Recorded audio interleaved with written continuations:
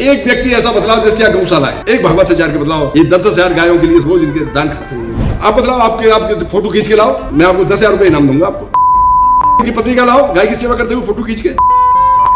उनके दादाजी परदादाजी बड़े बड़े कथावाचक थे, उनकी घरवाली का लाओ फोटो खींच के, गाय की सेवा करते हुए, गोबर उठाते हुए। मैं 10,000 जितने के फोटो लाओगे, हर फोटो के साथ 10,000 रुपए। एक बात मैं आपको मैं बतला दे रहा हूँ कि ये जो रुपए के पीछे भाग के जो मतलब मनोरथ करके कथा कर रहे हैं, रुपए के लिए कथा कर रहे हैं, ये सब नरक गामी होंगे, घोर नरक में जाएंगे। इनको घोर नरक में भी जगह नहीं मिलेगी। प्रेमानंद जी महाराज आज के दिन हम जो महसूस करते हैं वो संत इसलिए है कि त्याग के बाद में भी लक्ष्मी उसकी तरफ आ रही है। ये उसकी परीक्षा की घड़ी है। ब्रजवासियों की नाथ बतला रहा हूँ मैं ये बात तुम्हें। देखते रहिए धर्म की आवाज। ये ऐसा है जो कथावाचक है ये अब से च्युत हो गए। इसका मेन कारण है कि मेरे सामने ही पहले संगीत नहीं होती थी कथा, और पंडित जी जो कथा के अभ्यास होते थे 2 टाइम कथा करते, 4-4 घंटे। भाई 24 घंटे कथा करना तो संभव नहीं है। सुखदेव जी ने तो लगातार 24 घंटे कथा की, बिना रुके कथा की, बिना किसी याचना की कथा की, बिना किसी लाभ की कथा की। तो कथा वही परिणाम देती है यजमान को जो बिना किसी लोभ के हो, निर्लोभी हो, निष्कपट हो, तो वो तो लाभ देती है। अब लोगों का विचार हुआ कि भगवान की कथा से कुछ लाभ प्राप्त हो, तो वो लाभ तो मिलता नहीं। ये बात काफी समय तक तो 2 बार कथा होती थी, 8 घंटे कथा होने लगी। 8 घंटे की कथा से मुरारी बापू ने राम कथा शुरू की 4 घंटे की, फिर उसको देख के रमेशा योजा ने 4 घंटे की कथा शुरू की। फिर ये सब उसके अन्याय हो गए, अब 4 घंटे में कथा करने लगे, 5 घंटे में कथा करने लगे प्रतिदिन। 5 घंटे में 2 घंटे तो भजन गाते हैं, 2.5 घंटे भजन गाते हैं, 2 घंटा में कहानी सुनाते हैं। कोई भी एक भी कथावाचक ऐसा नहीं है जो कि किसी गंभीर विषय को स्पर्श करता हो, जो कथा का जो उसमें संदेश है, उसमें उपदेश के का जो अर्थ है उसको लांग जाते हैं, उसको करते ही नहीं, उसको टच ही नहीं करते, उसको स्पर्श ही नहीं करते। तो वो कथा क्या लाभ देगी? वो कथा को लाभ तो देगी नहीं। स्वामी अखंडानंद जी भागवत कथा करते थे, फिर उन्होंने प्रवचन का भी किया शुरुआत। भागवत के परम विद्वान थे। अभी उनके शिष्य उन्होंने भागवत को 4 घंटे में समेट दिया।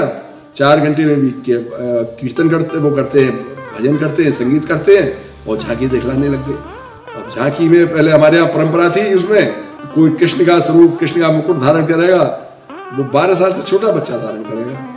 अब ये मैंने देखा उनका तो पे नौकरी शायद उनको तनख्वाह देते हैं, क्या करते हैं, कोई उड़ीसा को पकड़ लाए, 40 साल के आदमी है, वो राधा बन रही है, 40 साल का आदमी कृष्ण बन रहा है, जबकि वो इतने विद्वान आदमी है, परम विद्वान है। मेरा तो हृदय बड़ा दुख होता है। मैं तो एक 2 बार कथा में जाके आंख बंद करके चला आता हूँ। एक बार मैंने उनसे कहा भी, उनके समझ में नहीं है, कुएं में भांग पड़ी हुई है।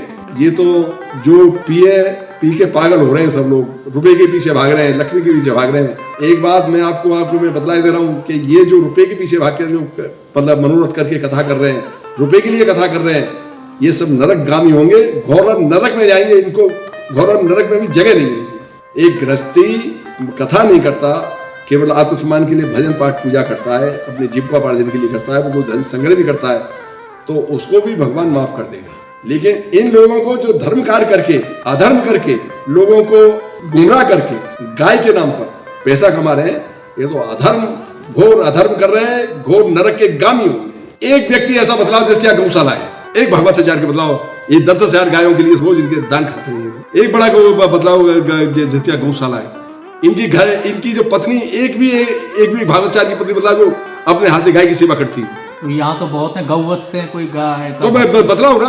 आप बतलाओ, आपके फोटो खींच के लाओ, मैं आपको 10,000 रुपए इनाम दूंगा। आपको उनकी पत्नी का फोटो खींच के लाओ गाय की सेवा करते हुए, उनकी पत्नी का लाओ गाय की सेवा करते हुए फोटो खींच के, उनकी पत्नी का लाओ गाय की सेवा करते हुए फोटो खींच के। उनके दादाजी परदादाजी बड़े बड़े कथावाचक थे, उनकी घरवाली का लाओ फोटो खींच के, गाय की सेवा करते हुए, गोबर उठाते हुए। मैं 10,000 जितने के फोटो लाओगे, हर फोटो के साथ 10,000 रुपए दूंगा। तो ये तो गाय के लिए तो बहुत बात कथा करते हैं। ये तो गौ सेवक बन के कथा करते हैं, यही तो अधर्म कर रहे हैं भैया। सब लोग अधर्म कर रहे हैं, धर्म कर ही नहीं रहे, अधर्म कर रहे हैं। अब पर्सनल टारगेट कर रहे हो लोगों पे भैया, पर्सनल नहीं, कथावाचक को टारगेट कर रहे हो। सबसे मैं माफी मांगता हूँ, सब मेरे लिए पूज्य हैं, कुछ छोटे होंगे कुछ बड़े होंगे, सब पूज्य हैं। मैंने तो अतुल कृष्ण गोस्वामी को देखा, उनके पिताजी को भी देखा, रास बिहारी गोस्वामी को देखा, वृंदावन बिहारी मिश्र को देखा। ये वृंदावन कथावाचक थे, कथा करते थे, 8 घंटे कथा करते थे। उतना ही कमाते थे, उतना ही अर्जन करते, जितनी इनका घर का पूर्ति हो जाए। कभी उन्होंने ऐसे बड़े बड़े महल नहीं बनाए, बड़े बड़े ट्रस्ट नहीं बनाए, बड़े बड़े गौशाला ही नहीं हुए, गौशाला के नाम से चंदा नहीं मांगा, बड़े बड़े पाठशालाओं के नाम पर चंदा नहीं मांगा। अभी आपकी नज़रों में वृंदावन में कुछ ऐसे संत या भक्त या कथावाचक हैं जो कि आपके अंतरात्मा ये कहती है कि हाँ ये अच्छे हैं? कोई गुदड़ी का लाल, कोई दुक्का यही पड़ा है बेचारा, वो कथा कर रहा है कोई सही मायने में। नहीं तो अब तो कोई ऐसा कथावाचक मुझे तो दिखलाई देता नहीं जो कथावाचक कथा कर रहा है। अच्छा, प्रेमानंद बाबा का इतना नाम हो रहा है, उनके विषय में क्या कहेंगे आप? देखो, प्रेमानंद जी महाराज आज के दिन हम जो महसूस करते हैं वो संत है। संत इसलिए है कि त्याग के बाद में भी लक्ष्मी उसकी तरफ आ रही है, और ये उसकी परीक्षा की घड़ी है।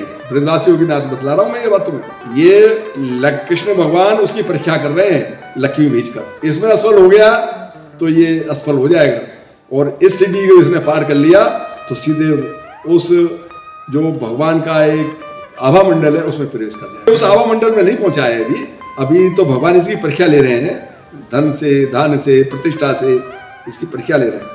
यदि इसमें सफल हो गया, इसमें निर्लेप रहा इस प्रतिष्ठा से, तो ऊपर पहुंचेगा। और नहीं तो ये भी महाराज जैसे और सब लुटिया डुबो रहे हैं, ये भी लुटिया डुबोने में लुटिया डुबोएगा ये। तो मतलब आपको क्या लगता है थोड़ा बहुत ऐसा है? अभी तो संतता है इसमें, अभी है। कारण क्या है, देखो ये राधा रानी का भक्त है, हम भी राधा रानी के भक्त हैं, और राधा रानी पे हम पे भी बड़ी कृपा है। राधा रानी, हम ग्रस्त होते हुए हम पे बड़ी कृपा है। राधा रानी साक्षात है हमारे पास, साक्षात देवी है हमारी। मकेश्वरी, किरेश्वरी, स्वदेश्वरी, सुरेश्वरी, त्रिवेद भारतीश्वरी, प्रमाण शासनेश्वरी, रमेश्वरी, क्षमेश्वरी, प्रमोद काननेश्वरी, ब्रजेश्वरी, ब्रजादेवी, रात के नमस्तुते। ये जो हमको साक्षात मंत्र राधा जी ने हमको ये मतलब कह रहे हैं, तुमसे किसी को नहीं दिया, वो हमें साक्षात राधा रानी ने दिया है इसके पाठ करने के लिए। तो राधा रानी का भक्त है। अभी इसकी परीक्षा चल रही है, परीक्षा में राधा रानी प्रकाशानंद भी था, वो लक्ष्मी भेजी, लक्ष्मी में वो असफल हो गया। ये प्रकाशानंद कौन थे? कृपालु जी, जिनका ये प्रेम मंदिर वगैरह सब उसी को बनवाए हुए हैं। कृपानंद एक कृपालु जी का चेला था, वो प्रकाश जगदगुरु धाम के नाम से उसका आश्रम था पहले। वो सब इनको कृपालु जी को दे गया, और आप अपने अमेरिका में उसका 500 एकड़ में आश्रम है उसका। उससे ज्यादा धन नहीं कमा सकते। आचार्य रजनी से ज्यादा कौन सा धन कमा सकता है? इसमें कथावाचक क्यों धन के पीछे भाग रहे हैं? या तो सबसे ज्यादा धन कमा ले, ऊपर पहुंच जाए धन कमाने का। क्यों कमा रहे हैं धन? ये सर्वोच्च तो पहुंचे हो नहीं सकते, तो फिर काय को अधर्म कर रहे हैं? भैया धर्म से ही खा लें।